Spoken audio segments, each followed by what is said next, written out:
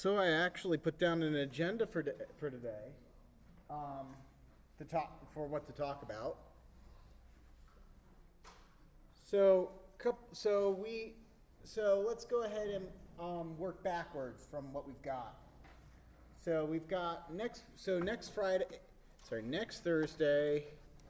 Next week is you have off, right? Next week you have off. There's nothing there.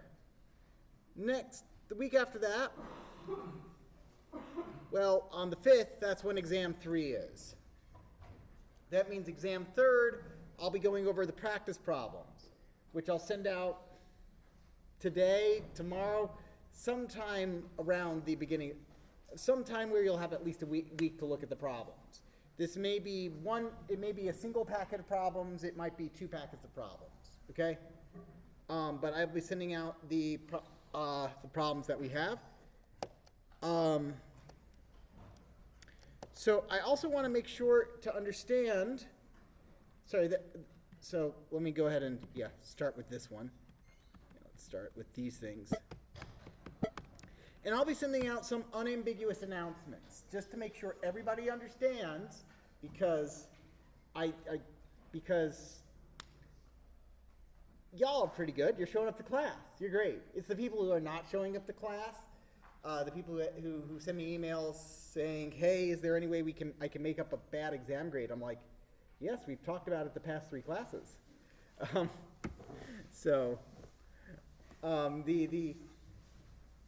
The other way we can, but in all seriousness, I need to be unambiguous about the fact that we have an exam 3. That exam 3 is not the final exam. You have both exam 3 and the final exam. Yes, they're back to back, but the exam 3 is a makeup essentially, right? It's essentially a chance to do better than on the first 2 because if you do better, it will replace whatever you got a poor grade on. Your TAs are busy grading if they haven't graded already. For those of you who take your exam with VRS, I'll be grading those tonight and tomorrow. I also end up with exams that have any kind of discrepancies on them, such as I had once one of the TAs handed me an exam because she could not read the handwriting. Fortunately, I have terrible handwriting, so I'm able to read that no problem. Perks, I guess. I mean, I often joke I went into the wrong. I got a PhD, but I really should have gone for the MD because I have the handwriting for it. So it's terrible. It's very terrible. Okay, but let's go ahead and just kind of talk about what we will be on the final exam. What will be on the final exam and has been on the past couple semesters is past couple semesters I've done, as I've mentioned, 7 choose 5, right? And I've done the following questions. I'm just off the top of my head. We've done a turtle question where I give you a program and have you draw it, okay? In fact, I have a very good one. So if turtle is what you want, you're gonna get turtles. Now on the previous exams when I went back in COVID, there was a lot of code being. When I allowed laptops to be to be used to run code, believe it or not, I found students did worse with laptops for exams. I've tried it. You think, you do better than on paper. No, you're going to do worse because you can't run your code because you're going to have errors. And because you have errors, you're going to be trying to fix them as opposed to, not noticing that you didn't capitalize things or forgot a colon. All the little things add up during an exam, and you just don't have the experience to quickly do that. All right, so Turtle, I used to do here's a bunch of programs to run, tell me what they do, modify them. It was actually like I had all the variables translated into different languages. Like one variable was Hungarian, another variable was Japanese, another variable was Croatian. It was just different, and so it just looked like a bunch of gibberish, and it was deliberately obfuscated, and so you actually had to run it and figure out, okay, if I change these variables, what does it do? Or read the code and figure out what it does. Here you're just going to be getting something like the question that you had to do that cross on in the first exam, where here's a figure. I'm not telling you what it is, but draw it, please. Here's the instructions. You're the pen. Okay.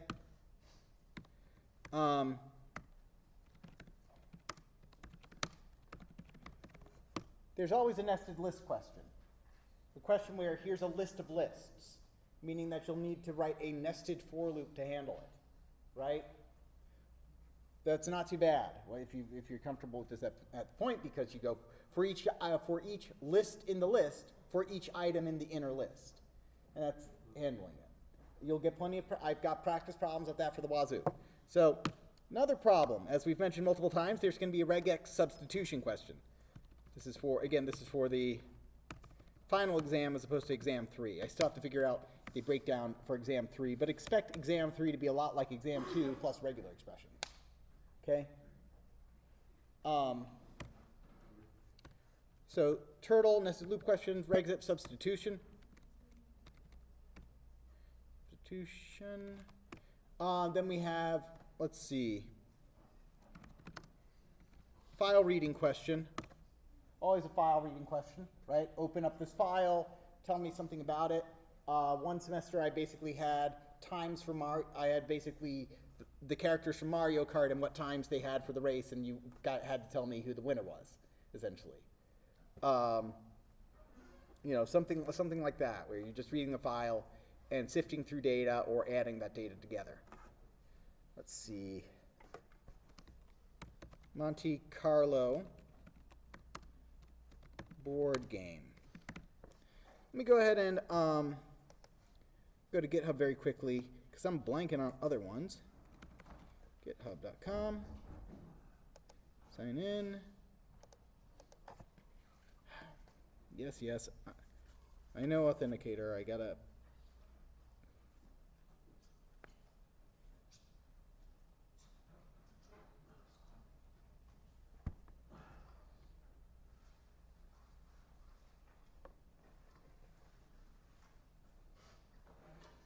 Okay.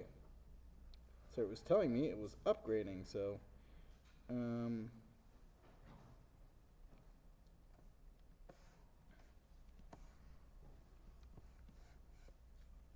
we go. Teaching. So this is where I keep like the exams and practice exams I write. Intro.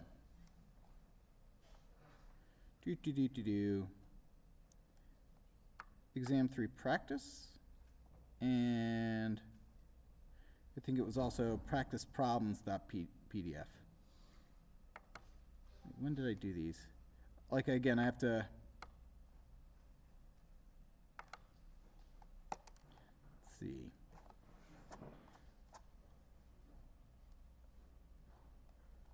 Yeah, so this would be an example of a question that's on exam 3, so I'll go back to that in a bit. So practice problems below average. So yeah, so there would definitely be a. Oh yeah, that's right. Now I remember the other two.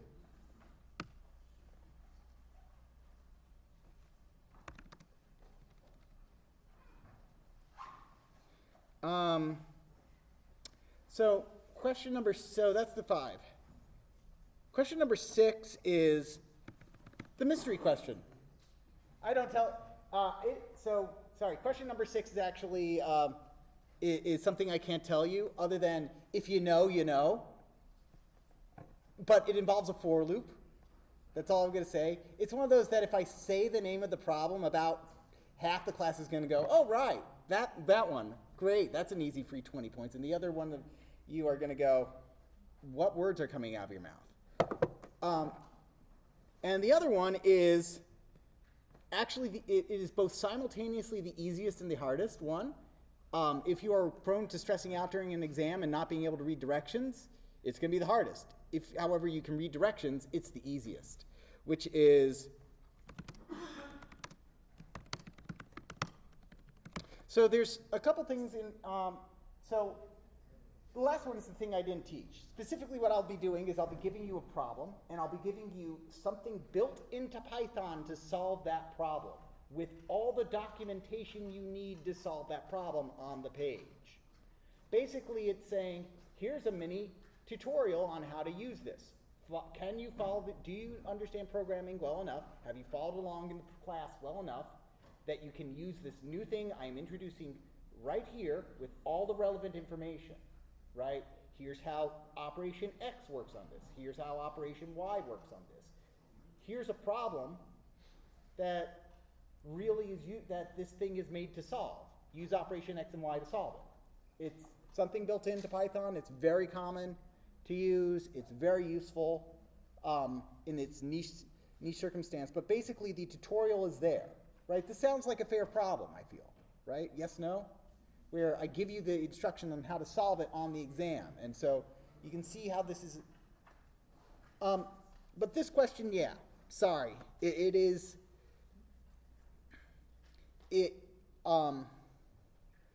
one of those questions where basically it's very good at telling me whether or not you understand how to write for loops and if statements and and booleans and that kind of thing. Okay. So that's this. As for the Monte Carlo board game, as I've mentioned multiple times, the board game or the thing I'm going to do is going to be probably a bit more difficult than what was on the exam 2. But the game is, I explain here, is literally designed to be played by toddlers. Actual, honest-to-God toddlers who are trying to understand how does the concept of taking turns work. That's not part of the game. It's the game, and the dice doesn't even have numbers. It has colors. That is the level of difficulty we're talking about here.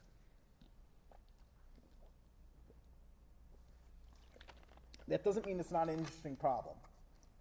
And that doesn't mean you shouldn't be upset if you can't solve it. I'm just saying that the rules are not the hard part to understand. Okay? So that's what we have for the, so this is the way that the final exam has looked for the past couple of years. It might look something like 6 choose 4 instead with a couple of mandatory problems. Again, I'm going to be using the break to figure that out. Okay? But overall, the students have enjoyed being able to choose what problems they can use, and I do enjoy that. So let's go ahead and take a look at some of the problems that I will be sending out. I just got to compile them into something that I can use. So here's some problems that you might, and I'll point out, is this a final exam kind of problem, exam 2, or both? By the way, again, if you haven't been looking on the back of that front page, you should really start looking on the back of that front page, because I include things like this. I'll update it with the technique we actually use in class, but like, hey, here's the note. Like this is like the cheat sheet Professor Rosen would make for himself on the exam, for things that. Why am I talking about myself in the third person? That's weird. Okay. Anyway, this is the things I would make myself for the exam. So like here's like how to open. Here's a write. Here's those which are useful. Here's the length function. That's how I tell something is. Here's how a slice works. Here's square root. Not that I need it. Right? So just so if you forget how to do something, you can always check that page. Right? So let's see. Write a function called, this is definitely an exam 3 kind of question. Write a question called make username that generates a username for a given name and suffix, as demonstrated by the examples before. You can assume that the format of a name is either first name, last name, or first name, middle name, last name, because we can't make assumptions about names. One of my favorite web pages is something that's actually been translated in a few different languages, to both English and I believe Mandarin. Sorry, so Japanese and Mandarin, I believe. But what it is falsehoods programmers believe about names, which is that people have exactly one. These are all wrong assumptions we make about names, or people have made about names. People have exactly one full canonical name. People's names do not change. People have exactly one full name. At this point in time, have exactly one name. People's names are not written in all caps. People's names are case sensitive. People's names are case insensitive. Those are both. Those are the two options, and they're both incorrect. Right? People's names are globally unique. They're almost globally unique. All right, but surely people's names are diverse enough such that no million people share the same name. My system will never have to deal with names from China or Japan or Korea or Ireland, the United Kingdom, United States, Spain, Mexico, Brazil, Peru, Russia, Sweden, Botswana, South Africa, Trinidad, Haiti, France, or the Klingon Empire, all of which has a weird naming schemes in common use. The Klingon Empire thing was a joke, right? Heck, my wife's name often breaks a lot of naming of software of the time because her name, she doesn't have a middle name. Her name is Annie-Ray. ANNIE-RAE. It has a dash in it, which makes so many things break sometimes. The systems are better about it now, back to the problem. So if I give it Andrew Rosen 12, then it should give me AR 12. If I give it Alan Turing 5, it should give it AT 5.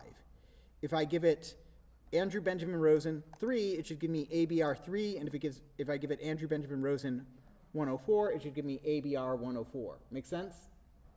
This is the kind of problem I believe I have given on exam 3 before. Okay? Similarly, this is from a previous final, the aforementioned game. So, for instance, here's an example file. Figure out who had the highest score, right? This should report that Mario won with a score of 97. And I'll send out this document after I add/subtract/separate more problems, okay, or classify them. Below average, given a list of numbers, return a new list with all the numbers that are below less than the average. This is good for either of the final exam or exam 3, but definitely more on the exam 3 side. This one is one of my favorites of all time. XOR, exclusive OR. That's what XOR is. Return true if and only if A or only B is true. So you return true if A is true or B is true. But if both A and B are true, you have to return false. And obviously, if they're both false, you return false as well. Exclusive OR means it has to be one or the other. It can't be both. Okay. This one is good. This one is definitely good for that list of list problems. Sum of 3 is given a list that contains many lists of integers. Give me the sum of all the integers in the list that are multiples of 3. And this is what I always write. Half credit will be given if the answer works on a list of integers. So if you write it so it only would work on a single layer, then I'll give you half credit because at least you know how to do that half. But you're missing the whole nested bit. Oh, you recognize this problem, hopefully. Has 231. This is another good problem. Again, you can go back here, and then again, I've got Monte Carlo stuff here. Again, I have to clear and add because there's some stuff from this over here. And then I give a nice big Dungeons and Dragons themed practice problem for Monte Carlo. So I'll be going over these things in turn on Thursday. I'll be sending it out later this week over the break, so you can look it over break. I'll go over it on Tuesday, so you can take the makeup exam on on Thursday. Okay, so let's see, were there any other ones that I had? Right. So as far as exam 3 is concerned, right, I mentioned that will have a bit of regular expressions in it. So, what kind of questions there?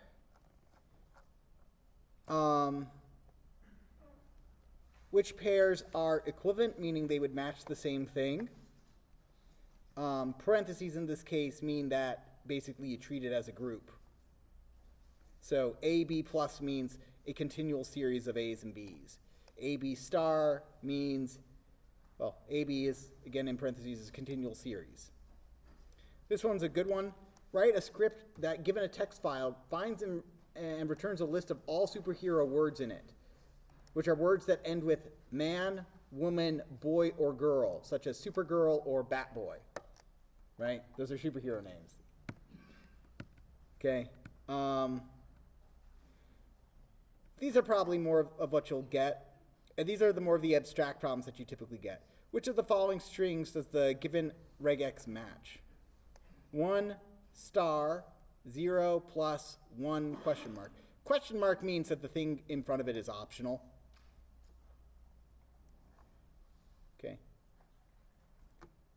So I'm not going to try, so I'll try to cater it towards, the problems I'll be giving though are going to be catering it more towards what we did in class, which are like dictionary words, right? Rather than these more abstract 0 and 1s.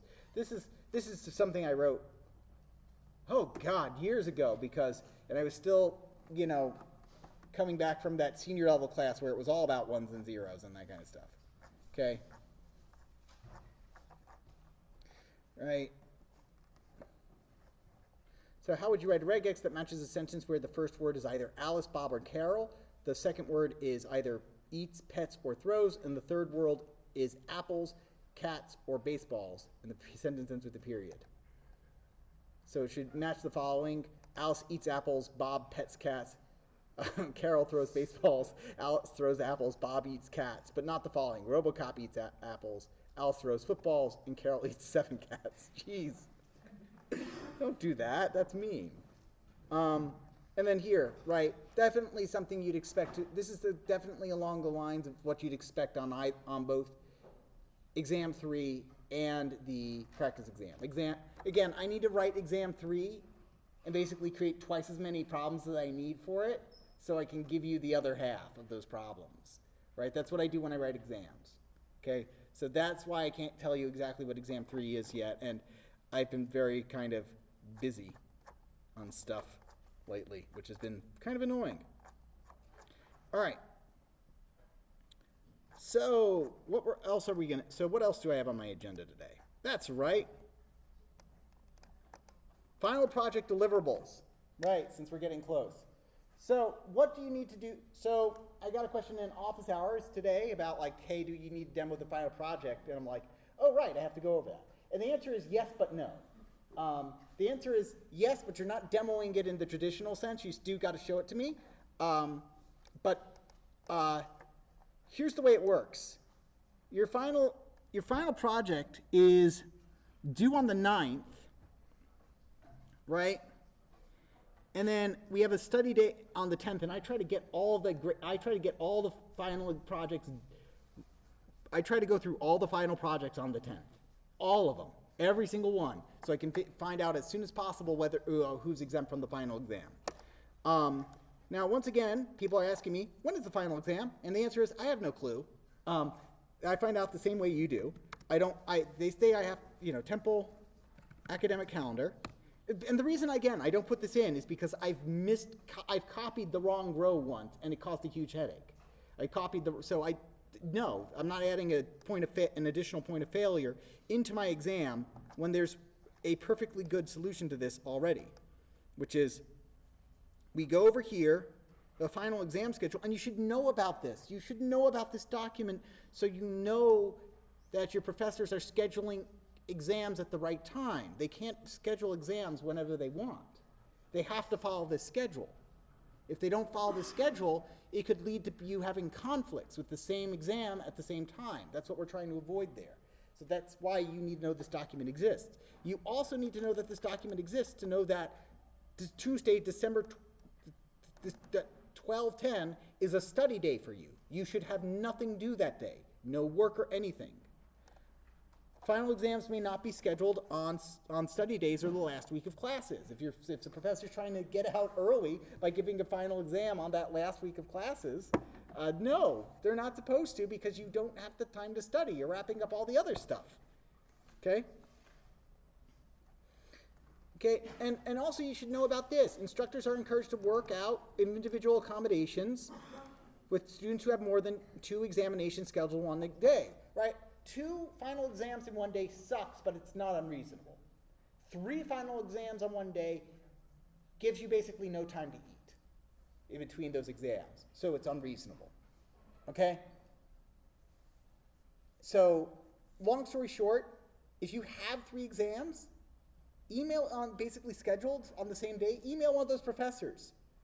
They are supposed to work out, a different time for you to take those exams. And if none of them do, email like a dean or something, okay? Because that is actually an issue where you definitely are the one with the leverage, okay? All day and evening classes will have final exams according to the schedule below. Exams will be held in the regular classroom, okay? Unless the class is informed of an alternate location. Where is that alternate location? If you have a common final, which is if you are listed specifically in one of these classes, right? Computer science does not have a common final for this class. This happens when there's like a lot of people, like with physics, where there's a lot of sections and stuff of that nature, right? The physics 1 class, the physics 2 class, those will have very large sections, multiple lectures possible. All those common finals are held from 3:30 to 5:30. Okay, and then it will tell you what that day will be. I believe Tuesday is the last day of final. Guess when we have our exams? Yep. So how do we find that out? Now you might think we go over here to the 4 credit hours, but it's talking about day classes meeting. We are a 3 lecture hour, 1 lab hour course. So we look over here on this chart. And if you try to find this time over here, you won't find this time, right? 2 o'clock, it doesn't appear on there, but it appears over here. 2 o'clock, 3 to 3:20, Tuesday, Thursday, right? So all you do for all your classes, you can find your, for every semester, you can find your time over here, and then just look over here. Tuesday, 12/17, 1 to 3. Now, I will warn you, just because you have more, you might think, okay, I have more time to study for this, that means it'll be more advantageous to you. Let me correct that. You will have more time to study for this, therefore you will be more exhausted. Okay? It's a marathon. You got to pace yourself during the final exam season. Make sure you have plenty of time for both studying, resting, and relaxation. Okay? You need to give your brain a break. Okay? This is me giving you permission to not beat yourself up for taking a break when you're studying for final exams, okay? Don't do that. I did that. It's not healthy, okay? Your brain does need a break. Now, on the other hand, you do want to make sure your breaks are reasonable, okay? Personally, I don't find basically, some people need I need a half an hour or an hour of doing this, then a half an hour slacking off. Depends from person to person. Some people it's maybe I need to do 50 minutes of studying and then 10-minute break. Whatever you need, okay? Or maybe you are the person who needs I need a 3-hour block of studying where I just study, get it all done, and then I take off a bunch of hours. That's also fun. Whatever works for you. But find out what works for you. You've been doing the school thing for a while now, so hopefully you figured out something that works for you. And if it's not working for you, try something else. Okay? So anyway, Tuesday, 12/17 from 1 to 3 o'clock. I will definitely email this out in an announcement. I always do every semester, but I do want to just make sure that that you hear it here. This is about this. And because I do find it, again, I find it as part of what I have to do as a instructor of a lot of freshmen, that this is important that you know about. Okay? Okay, now, let's see. So now with regards to the final project, okay, which will be on, so I need to go back to Canvas for that. So for the final project, let's talk about what you have to do as a deliverable. Once I'm done talking about the final project, I'm going to talk about some neat things in Python to just kind of, that you should know about but don't need to know about for the exam. Just cool things I find cool in Python. And they are also in other programming languages, right? So, anyway, modules. But that's in a bit. Okay. So, right, you want to get that progress report turned in. it's basically 20 points, right? Again, I aim for your grade on the final project to be a 90. If you would, that's kind of where I'm looking at for a lot of people, where that's where the bell curve is centered, okay, for the final project, okay? Because this, again, the final project, I'm throwing you into the deep end. I want you to see that you can swim. I'm trying to show you that you are much better at this thing than you think you are, okay? So the A for effort is a thing, but that A does mean a 90. And that's buffered by the fact that you get also in the same category, there's a 20 point, there's a 10 point, and a 5 point, right? So it's like, ideally most students will get 125 out of 135 in that 10% category, which is nice, okay? So you'll want to fill that out and make sure to turn it in. So what do you need to turn in for your final exam? I didn't go over this before, but I'm going to go over it again now that it's closer. Submit a link to your GitHub repo. You must also submit a 1 to 2 minute video detailing your project. Please try your best to keep it at like 1 to 2 minutes and not go over 3. If you need to, figure out how to do video cuts. I'll get to that in a second. The video can be uploaded to Canvas or linked elsewhere as long as it's obvious or easiest to find. I find the easiest way is to upload it to YouTube because YouTube will always be up, and if it's not, I'll know, and it won't be your fault. You know, that's simple. Include the URL to your video in your submission to Canvas. If I cannot find your code or your video, I will give you a 0 temporarily until you solve that issue. Okay? Why a 0 temporarily? Because it is the quickest way of communicating with you. You will notice that 0 and you will get back to me. Very quickly. I'll just simply put down a 0, comment what's missing, and tell you fix it, and I'll give you your grade. And if you can get it back to me on that Tuesday, great. You're still in the running. I'll still keep you in the running for that final project, for best stuff. Because, you know, but I just need to be able to find that GitHub and if you know that link and the like. And typically the way I go through this is I go section by section, and so as you assign grades, that'll happen. Your video should be a walkthrough, slides, screenshots, voiceover, and or live action, any of those, right? But I'm less interested in the code and more interested in the product, right? I can look at your code on GitHub, right? So just show me what you've done, what you're proud of, okay? Your video should be an general overview of the final project. Include anything else you want to say, if you have more to say, in a README file. And let me know. You can let me know in the video. Check out more in the README file.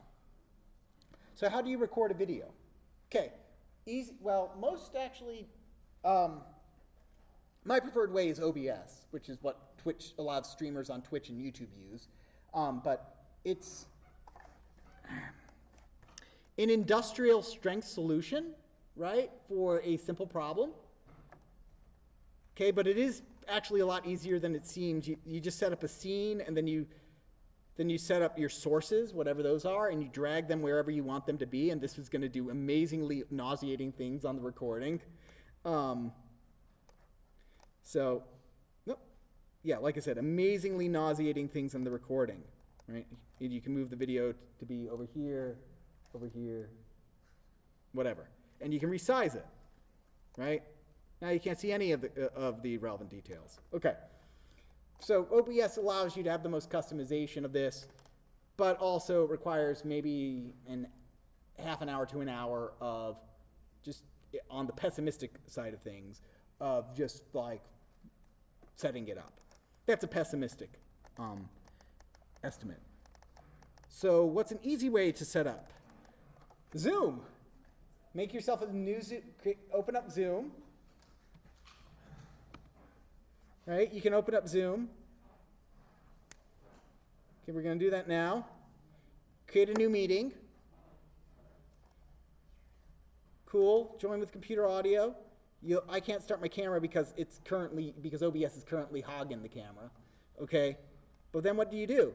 You can share your screen so that you can see what's on it.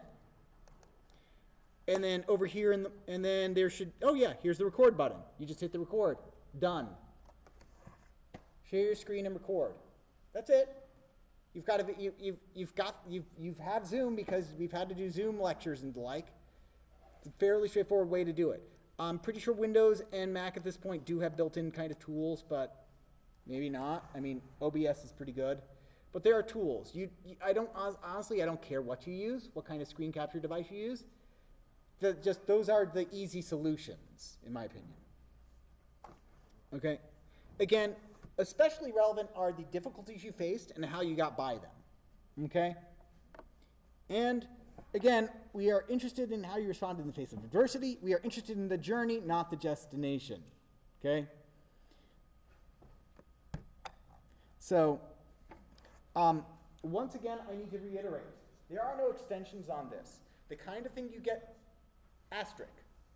The extensions I give for this are the kind of thing, if you get an extension on this, you'll be getting it incomplete in this class. That is the kind of level of extension I give. And incompletes are those kind of things that involve paperwork on my end. So, so like medical issues, sudden medical issues, those kind of things. Right? That's,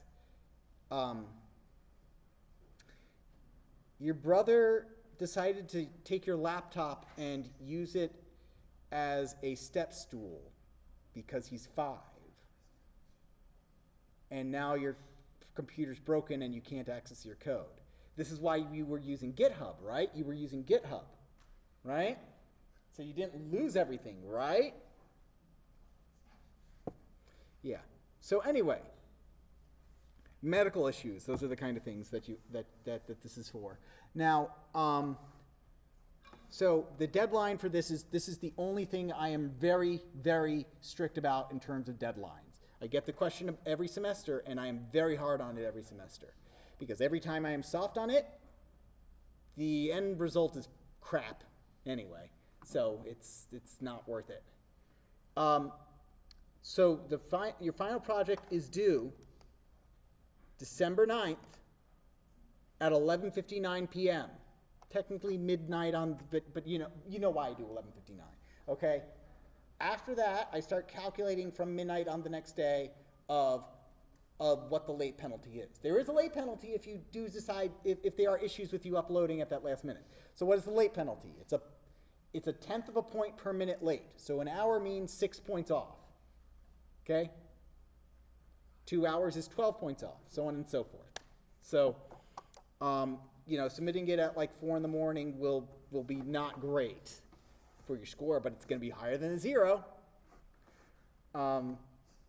So just, this is the only thing I'm really strict about with regards to this.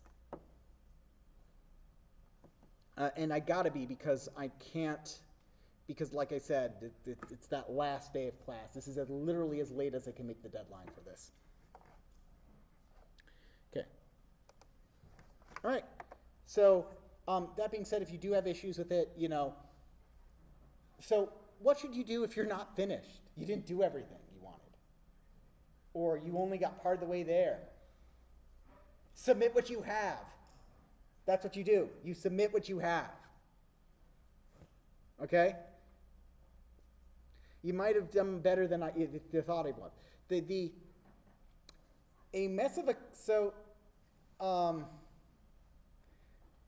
How to say? If you don't put the effort in, you're going to get a low grade. If you put the effort in, but everything's a broken mess, it's probably going to be a 70. That is where we're looking at. Okay, that's the standard I'd say for a 70 on the final project. I can see you put in the effort. You really tried to learn, but it's a broken mess that either doesn't work or partially works in places. That's the 70 range. Okay, and a B somewhere in between that, where basically you had this idea. You definitely could have achieved more, but you did learn. That's what I would say a B would be. Okay. So I know that's very subjective there, but it is kind of subjective when I say that A is basically going to amuse me. So, all right. So let's go ahead and talk about some cool things in Python now to cap off like our last half an hour of lecture. Okay. So I'm going to be talking about things that are upcoming in kind of future classes in computer science. If you decide to take another class in computer science, hopefully you do. I tend to be biased and think this is a great subject. So let's talk about some cool things we can do.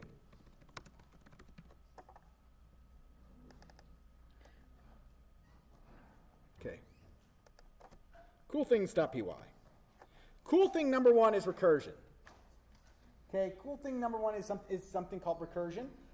This crops up in both 1068 and 2168. Recursion is a recursive process. Yes, it's self-referential. Recursion is the process of solving a problem by saying the problem is too big, I'm going to solve a little bit of it right now, and then I'm going to solve a smaller subproblem. For instance, take a look at this. All right, for instance, take a look at this. This is a famous recursive sequence, the Fibonacci sequence. All right, you've probably seen it at some point. At some point, this sequence is 1 1. Whoops, come on. 1 1 2 3 5 8 13 21 34 55 89 1 44. The way this is generated, though, is the recursive bit of it. Each Fibonacci number is the sum of the previous two Fibonacci numbers. Well, how do you get the previous two Fibonacci numbers? Well, for 89, we have to get the sum of the previous two Fibonacci numbers. To get the previous two Fibonacci numbers, you got to get the sum of the previous two Fibonacci numbers, and so on and so forth. Okay? So the formula is simply written like this. F of 0, the 0th Fibonacci number is 0, the first Fibonacci number is 1. Fibonacci number, the nth Fibonacci number is equal to the nth minus 1, nth minus 2 Fibonacci numbers. So the way you would do this is we could calculate the second Fibonacci number as f of 1 plus f of 0, which is 1 and 0, right? And so we can go down here and we can look at this table as it goes up, right? So the 16th Fibonacci number is 610, 377, and so on and so forth. Okay, this is a definition of a recursive definition. Another one that I find a bit better as a good example, a quick and good example that's easy to program, is the factorial definition. We can do. You have plenty of money, Wikipedia. I know your finances. All right, so factorials. Very big numbers that get very big very quickly. What is a factorial? It's this scary thing. N exclamation point, that's saying the n factorial is equal to n times n minus 1 times n minus 2 times n minus 3 times n minus 4, which is equal to, and this is the recursive definition over here, n factorial is equal to n times n minus 1 factorial. A better example of this is 5 factorial. This is easier to understand when you've got a hard example. 5 factorial is equal to 5 times 4 times 3 times 2 times 1. This is important in computer science because the worst problems in computer science have something called a factorial runtime, where basically you have to check a number of factorial number of combinations to see if which path is the right path. Okay. So 5, but the important bit is that 5 factorial is equal to 5 times 4 factorial, right? Because 4 factorial is 4 times 3 times 2. So multiply that by 5, and suddenly you've got 5 factorial, because that's 5 times 4 times 3 times 2. You can just simply expand it and contract it however you need to. And for this, I need to be able to contract it, because it makes it a lot easier. Now, the thing about, later on in computer science, you'll learn things about, if you take my class in 2168, you'll learn about the 8 queens puzzle, which is a classic recursive puzzle. It is how do you put 8 queens on a chessboard such that they do not capture each other. We've just jumped from math to something that looks way more complicated. But the answer is generally the way recursion works is saying solving the entire problem is too much, so I'm going to solve a much smaller subproblem. So what do I mean by that? Well, going back to the factorial definition, to solve 5 factorial, we can say 5 factorial, 5 times 5, 5 times 4 times 3 times 2 times 1 is too much. That is too difficult for me to solve. So instead, I'm going to solve, I'm just going to do the problem as 5 times 4 factorial, and I'll try to solve 4 factorial. Because 5 times something is easier to solve than 5 times 4, than 5 times a bunch of numbers. Okay, 5 times one number, that's easy to solve. Ooh, 4 factorial though. How do I solve that? Well, 4 factorial is hard to solve, so I'm just going to solve that as 4 times 3 factorial. And then you go to 3 factorial and say I'm going to solve that as 3 times 2 factorial. Okay, sounds like it's tedious, but depending on how you program it, it can be very easy to see. The 8 queens problem is actually done in a very similar manner. That seems weird, but all you do is you say, placing a queen on a chessboard, 8 queens on a chessboard, that's hard. So here's what I'm going to do. I'm going to figure out where to put this queen on the chessboard. I'm going to figure out where to put one queen on a chessboard, on a single column, and then I'm going to try to solve putting 7 queens on the rest of the 7 columns, because you can only fit 1 queen per column. And then the next column goes, this problem's hard, I can't solve it all, so I'm just going to figure out where to put a queen in my column, and I'll figure out where to put 6 queens in the remaining columns, and so on and so forth. And when you get to a dead end, you back up. This is part of something you'll learn eventually called recursive backtracking. It's the same thing you can do to make an effective Sudoku solver. So let's take a look at how factorial will work, because that's nice and easy, and while it's both abstract, we can very concretely see our results. Def factorial. Okay? Now, recursive methods always look kind of the same format, or same series of formats, which is that they will have a base case and a recursive case. So factorial n, so basically I want to solve, so if I get past factorial of 5, so let me just put this, like factorial 5, that should give me 5 factorial, right? That's what I'm saying. Because I can't write 5 exclamation point. I can't do that as a function. Python's just not that kind of language. So the first thing we do is we solve what's called a base case. Basically the really easy stuff that we can do. So what can I just kind of know off the top of my head are correct answers? Okay. Now for factorial, there's kind of 2 that we can say that are easily incorrect, which is 0 factorial for some reason is 1. I don't know why. I don't care why. Just know that it is. And 1 factorial is 1. That makes sense. 1 factorial is 1, right? So we can say if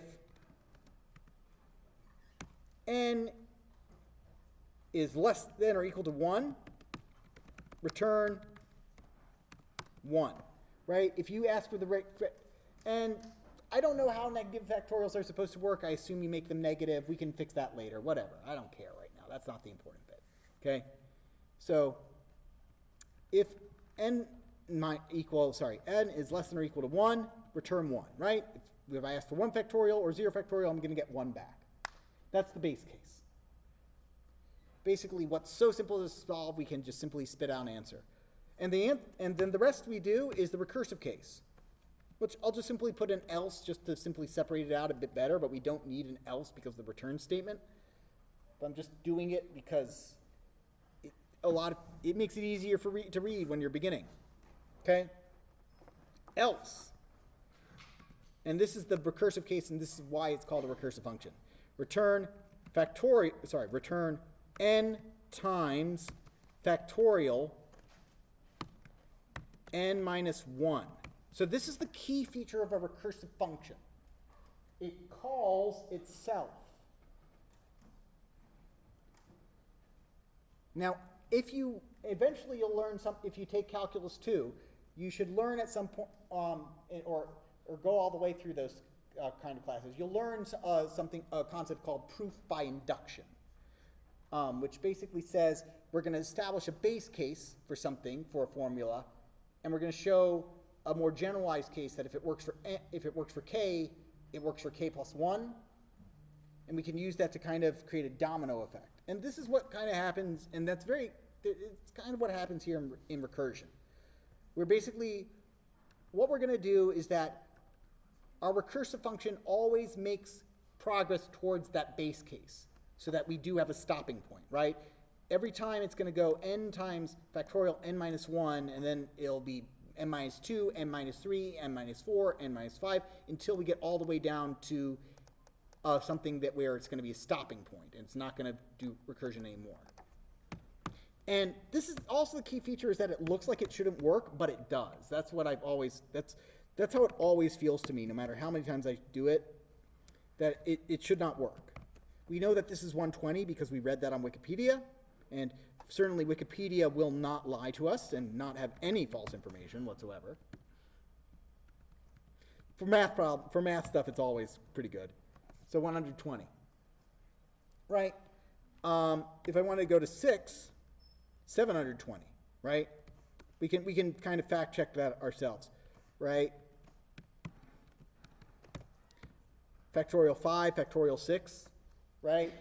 5 is 120. 6 times factorial 5 would be 6 times 120. So how do I break that out?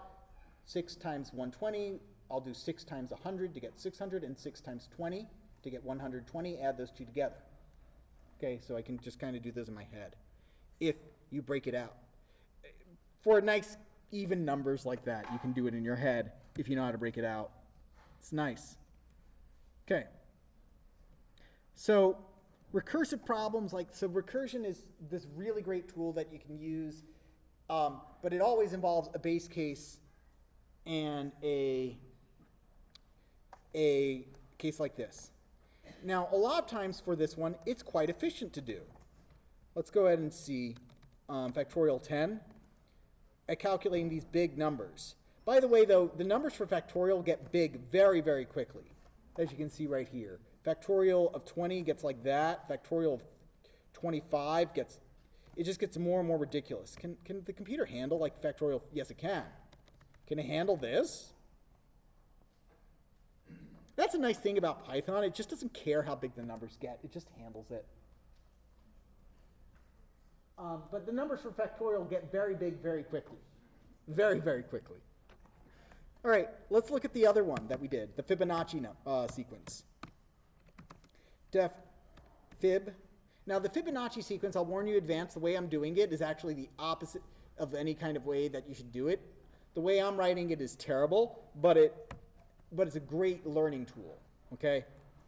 We learned, what did we say the Fibonacci sequence was? Well, we need a base case, so we'll say if n is less than or equal to 1, if n equals 0, the 0th Fibonacci number is supposed to be 0. That's about defined it. And then, right, it all depends on how you sequence start. I'm going to start it like this. 0, 1, 2, 3, 4, 5. The Fibonacci sequence for this will look like this for us. 1, 1, 2, 3, 5. Right? Where each number is the sum of the previous two numbers. So we just got to bootstrap this. Right? If n is equal to 0, return 0. If n is equal to 1,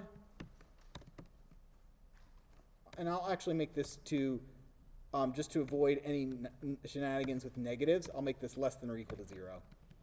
If n is equal to 1, return 1.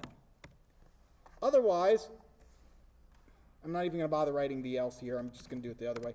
Else, we know that the nth Fibonacci number is equal to the nth minus 1 Fibonacci number plus the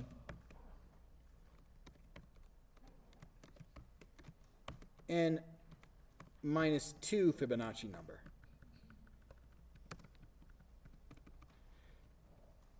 Okay.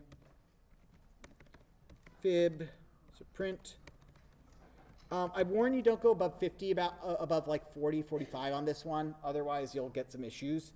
I did mention that this one is poorly written, but I did so because we needed a good example. So print the 10th Fibonacci number.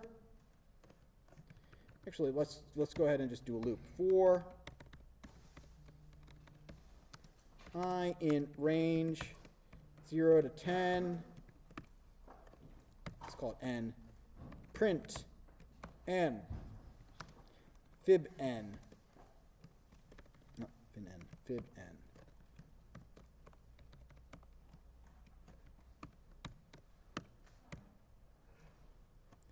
And we can see over here our table 0, 1, 1, 2, 3, 5, 8, 13. 13 is equal to 5 plus 8. 21 is equal to 8 plus 13.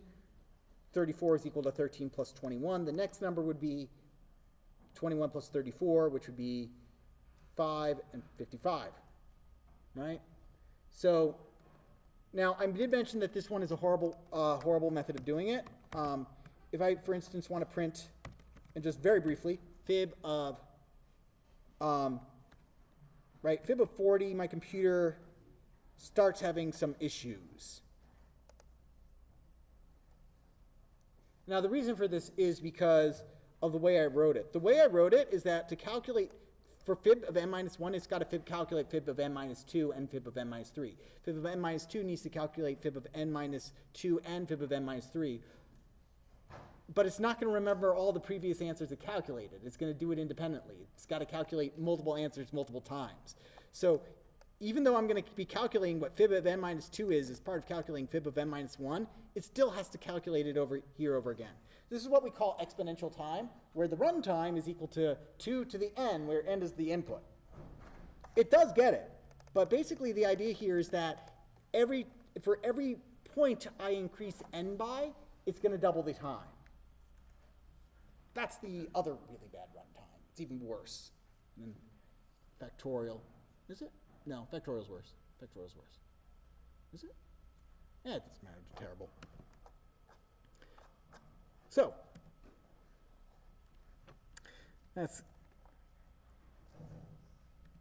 let's go ahead and see. So that's one cool thing we can do. Do you need to know this for the final? Heck no. For exam 3? Heck no. For any kind of thing in this class? No. Again, I'm just showing you kind of cool things you can do with in this last lecture. The recursion is not Python specific, by the way. Recursion exists pretty much in every single programming language. Again, the distinctive feature is the program calling itself on purpose. Generally, when you do this, when you've done this in the past, this has been a mistake. Okay? Doing this here, though, this is what we want. Because we always know it's making progress towards these base cases. They always get smaller. So, other things, now the things I'm going to talk about are Python specific and kind of are going to possibly break you a bit, because it's going to break your understanding, because it's going to be like, oh, I did not try that. Why didn't I try that? Why didn't I think of this? What else don't I know? Def double x. Very simple function. Return 2 times x. Given a number, I'm just going to double this number. Very, very simple like that. Okay.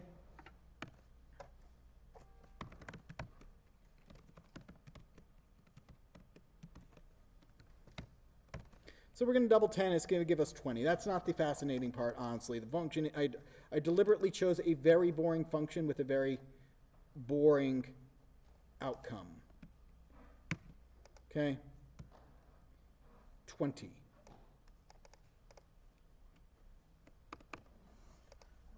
Very boring function, very boring outcome.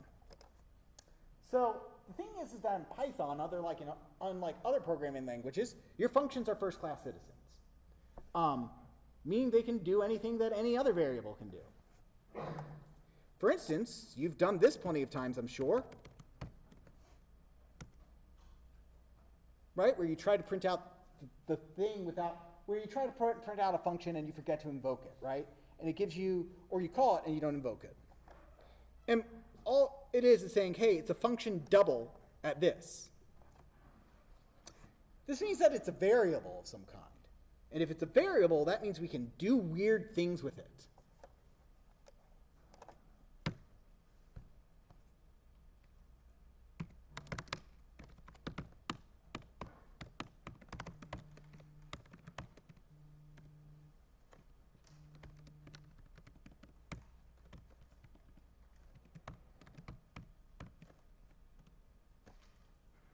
Like that.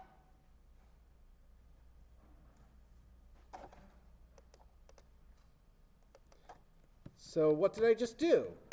I just assigned the variable, I just took double the function and stored it in a variable. Just like you can do with anything else in the language, you can store anything in a variable. I said that. You can store whatever you want in a variable. You can store lists. You can store functions. Why in the world would you like to do this? Generally, there's no reason to do this other than creating an alias, right? Maybe something shorter like this. This does mean that you can pass in functions to other functions, by the way, which you might be asking, why in the world would I want to do that? And the answer is generally you don't unless you specifically know you do. And there is this one brilliant, beautiful function in a lot of programming languages that is wonderful for this kind of thing, and it's called map. And it requires you to throw these things in as a function and stuff. It's wonderful, okay? So map is very simple. It's built in. So notice it lit up in red like a keyword, like if I did int or str, okay? And map is very simple. It takes in a function and an iterable. So it takes in a function as an argument, and it takes in something that you can iterate over, okay? So let's go ahead and see a very simple one. Int. So I'm going to just go ahead and just call this sequence over here.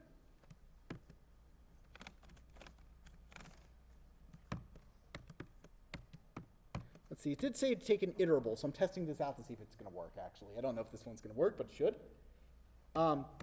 Int.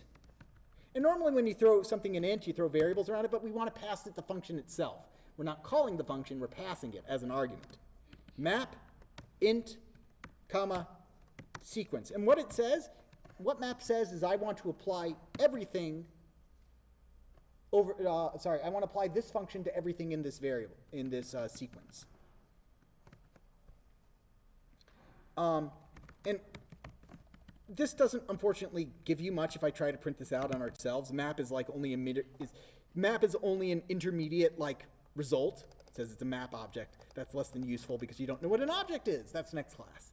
That's 1068. What is an object? Okay? But this bit, so what can we do with it? Well, we can iterate over it.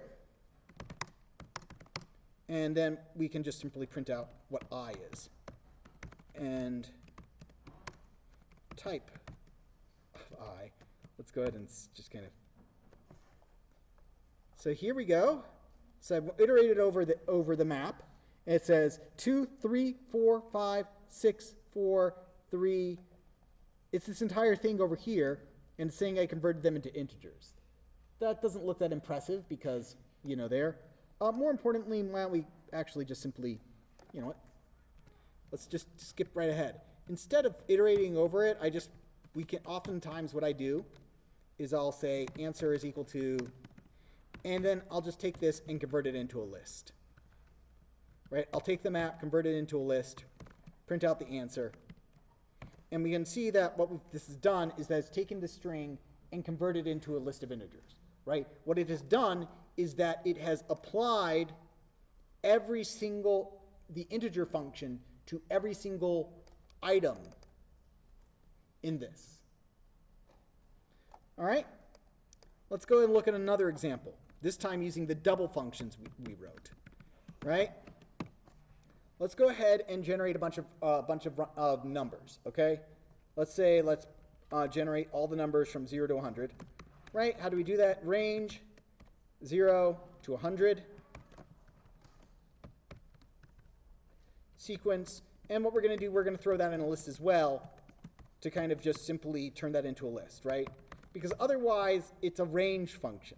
It's a range object. It doesn't do anything. It's a generator. Not going to go over that today. That's a whole other mess. But what this does is that this gives me a list of numbers from 0 to 99. Make sense? Right? Basically, rather than iterating over them one at a time, I just simply said, give them to me all at once, please. That's in a list. Now what we can do is we can say map. Okay? I want to map the double function we just wrote to the sequence. And then what I'm going to do is I'm going to go and ask for a list of that.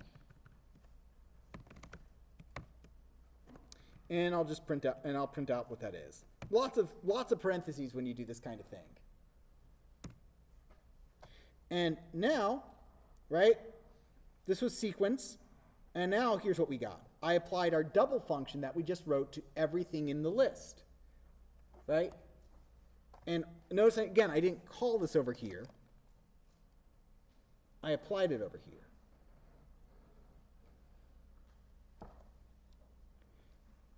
Okay. Now, some of you may be thinking, but Professor Rosen, this isn't nearly as complicated as it needs to be yet. Isn't there a way we can make this even more complicated? Of course there is. Now, first off, just like you can have numbers that are not variables, you can have functions that are not stored as variables as well. You can have anonymous functions, as they're called. In other words, why should I write this double function if I'm only ever going to use it in the map function? Why should I ever write that? So let's just simply create a function on the fly here. I didn't learn this until graduate school, so it's not even probably in your textbook. Lambda, I believe it goes lambda x is colon 2x. Is that how it goes? 2 times x, I believe. Yes, that's how it goes. And that's just simply a function written on the fly. It's taken from lambda calculus. So even better, I can take this anonymous bit and store it in a variable. Because, and I can write a function in one line like that. Because why not? Because Python is a language, and languages are things to play with in general. The English language is something we play with. We make new words up all the time. We express ourselves in different ways. You can express yourself in different ways too. And the important thing about language, right? There's this prescriptivist and descriptivist view of languages, like in spoken languages. Like languages are what they are what the definitions say they are. And then there's the view that it's what people understand, right? And I happen to take the view that like words and diction, as long as people understand what you're saying and writing, that's the important thing.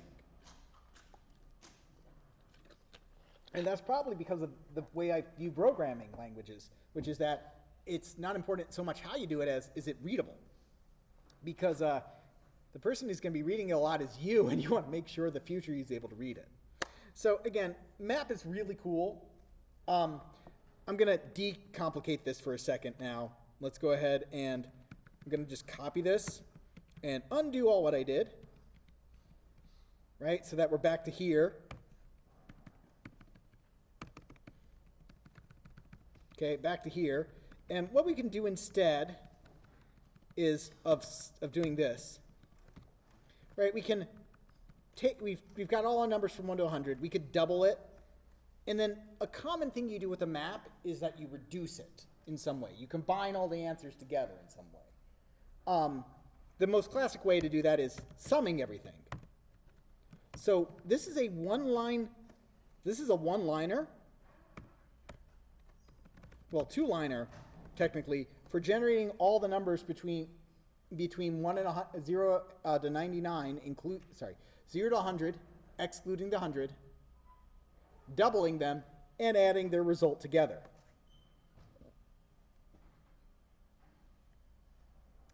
The final bit I will tell you about is actually something I generally don't teach in this class because I use it as a marker to identify whether students are cheating or not, specifically whether they grab something online.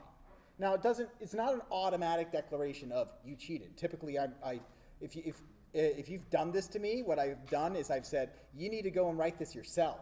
I typically, with freshmen, I try to point out, hey, I'm on to you. Okay? And this is something called list comprehensions. But it's really cool, and I think it fits in our last 10 minutes. So the idea here is that generating lists is sometimes a pain. But you can, in Python, there's a specific syntax you can use to generate lists that are very complicated in one line.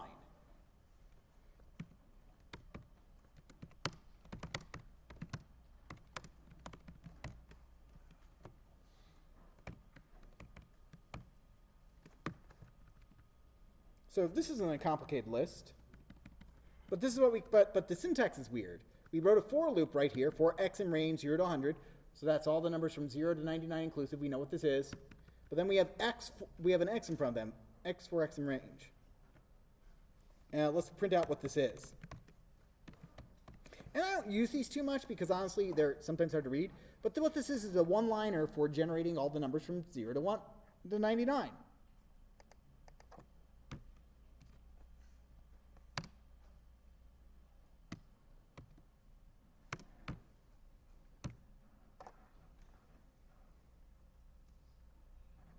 This is all the numbers starting at 3 going up by 2, starting at 3 going up by 2's. Right, 2x plus 3, where x varies between the numbers 0 to 99 inclusive. This is a very useful way to generate stuff on the fly, list comprehensions. I have a friend who uses them like all the time, pretty much never writes for loops if he can get away with it, and it's efficient because you never have to call that append operation, which can be inefficient. But you can see that this is a concise kind of way. It's a cool feature in Python that other languages don't have.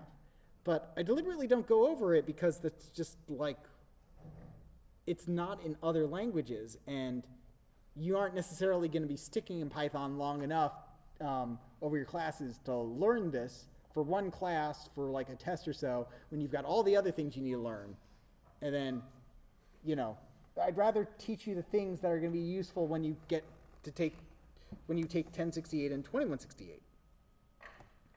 So list comprehensions are pretty cool like that.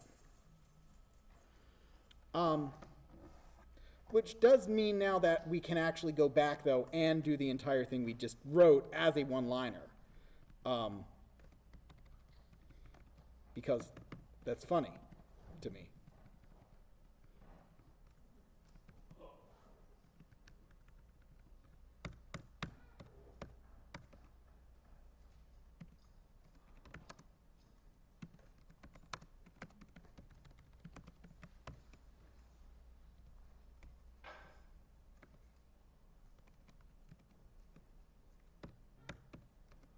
And as you can see, we're kind of in a bracket hell right now with like so many closing braces and stuff. It's a hell of our own making. But it works. Now, generally, you don't want necessarily... Now, there's a reason I've emphasized this, right? We want to make sure that our code is readable. This is not necessarily readable, and especially not to a beginning audience like this. But I tend to think that these are cool features. They're worth looking into if you like the Python programming language. Map is useful because it's a major feature of other programming languages as well. It's a big feature of of an entire workflow process called MapReduce, which is basically a nice distributed way to distribute a whole lot of work among a bunch of servers and to combine it. Because if you can do a problem in MapReduce, you can divide that work however much you want. And it's going to get done no matter what. For instance, word counting is a MapReduce problem. Sorting is a MapReduce problem. You can basically say, hey, you sort this batch, you sort this batch, you sort this batch, and then we reduce it by combining our sorted answers. Turns out, actually, as you'll learn in 2168, that while sorting can be moderately expensive, relatively speaking, combining already sorted answers is actually pretty cheap. So sorting things that are already sorted, or combining things that are already sorted, is actually fairly cheap. All right. So the last things I'll say is, future computer science classes that you'll be taking if you're continuing in computer science or IST, The next class then basically the sequence of classes you take, this is 1051, you'll have taken this class or 1057. Next class is 1068, that's taught by Professor Fiore. He's a great professor. And he teaches object-oriented programming in Java. Different programming language, but when it comes down to is that universities either use Python or Java as the intro to programming language. That accounts for about 90% of all intro courses. And the other 10% use something like C, or they'll use something else. I think Harvard uses a bit of C and Python, and they also use, what's that one that the block-based one? Scratch, yeah, they use Scratch for the very, very first week. They use that for week 0. Scratch is a great programming language. Love it. Now, once you're done with 1068, then the next class after that is 2168. That's Computer Science 3, I would say. That one is data structures, which says, okay, we've been dealing with like arrays for storing lists in other programming languages, but how do you create like a list like we did in Python? How do you create a thing like a dictionary that we have in Python, the things that are built in there? So we learn about dictionaries, or hash maps as they're called in Java, lists, and how to build a list of things, be it an array list versus a linked list. You learn about trees and graphs. And a lot of problems, they end up being solvable once you basically store the data in an appropriate manner. Also relevant is that once you take that course, I would say you're ready you are definitely ready for looking for internships and co-ops. That is as quickly as you can go for that. It is possible that you are more ready possibly beforehand, right? But you definitely need 2168 gives you your best shot. The course after that, 3223, that is not required for IST majors. It is required for most data science majors and for every computer science major. That is the computer science course, in my opinion, because it talks about what makes algorithms really, and how to really construct them. Yes? I selected the major they just debuted, cybersecurity. Is there a recommended course after that one yet? I think you would still have to take 1068 and 20. I believe you still have to take 1068 and 2168. As far as 3223, I cannot remember if that's on the required path, but it would almost certainly be accounted as an elective. 3223 is definitely a crucial course. All right, with that, please take the break to relax as best you can. I hope none of you work as hard as I do during the break. Okay. So for the